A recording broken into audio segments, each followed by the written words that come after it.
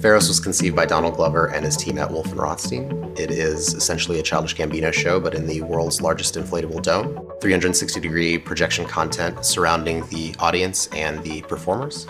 Donald Glover he's amazing. He could hold the entire crowd's energy just with himself on stage. But he really wanted to bring the audience into this world and create this experience that everyone has together.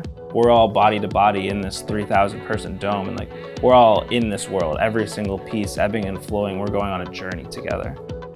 What we were asked to do was all the creative and the system architecture to surround that, which essentially meant that we had to design a different world per song and then provide seamless transitions to get us from one song to another in 7 weeks. We were introduced to 2N, and they were phenomenal to collaborate with, obviously really experienced in this kind of real-time interactive space.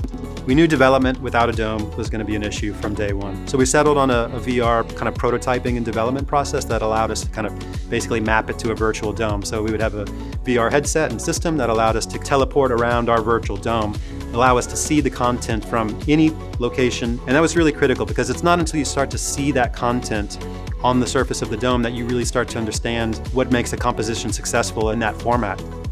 Working with Weta Digital was awesome.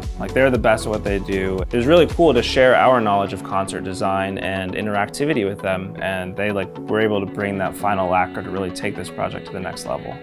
I think what was really special about this project is the performer-centric nature of the system design. We wanted to be able to control a video game in the same way that a DJ or a VJ controls their set.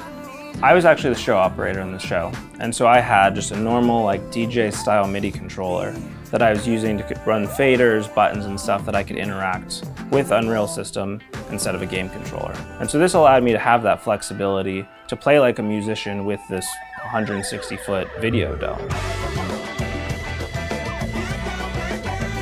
The size of this dome meant that we really needed a lot of pixels on the screen to get a high quality result, and we knew we could make a high quality result, particularly if we went with the Unreal Engine, because it has so many features related to image quality that we knew that we'd be embracing for this project. So we calculated that we needed to have a 5.4K by 5.4K resolution split into a fisheye to send that to the 12 projectors outputting the image. Using in-display to be able to distribute the real-time rendering and keep the resolution and the frame rate where it needed to be for this project was key. From a technical standpoint, in-display is a game changer. It allowed us to exponentially kind of level up the visual fidelity of the process.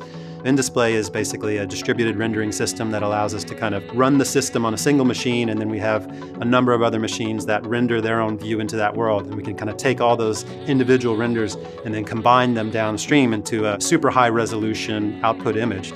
Critical to this project were the NVIDIA Quadro cards. We had the P6000 models in each machine with the sync card. We were able to frame lock every single of the 5 machines together, so when we output a singular image, every single frame would be locked between all 5 of them to create one large image. The last night, I went into the crowd and watched the whole show from that perspective, and being in the midst of a large group of people, experiencing this thing that we'd worked so hard on was amazing. I really can't describe it. It's Donald's performance on the stage, it's the lighting, it's the smoke, it's the lasers, it's the band, it's the crowd and the energy of the night. And when you finally see all those components coming together in a harmonious way, it's absolutely thrilling to see that. Winning the VES award for Outstanding Visuals for Special Venue was really special for us. I'm still fascinated to this day by what we managed to pull off. Tools like Unreal Engine, allow us to do that kind of thing. The stakes were very high on this project, and we had very ambitious creative, and we didn't end up having to cut any of it. We had very ambitious technology, and we pulled it off.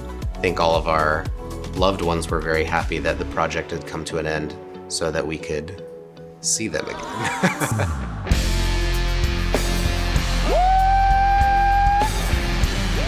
Yeah, yeah, yeah, yeah.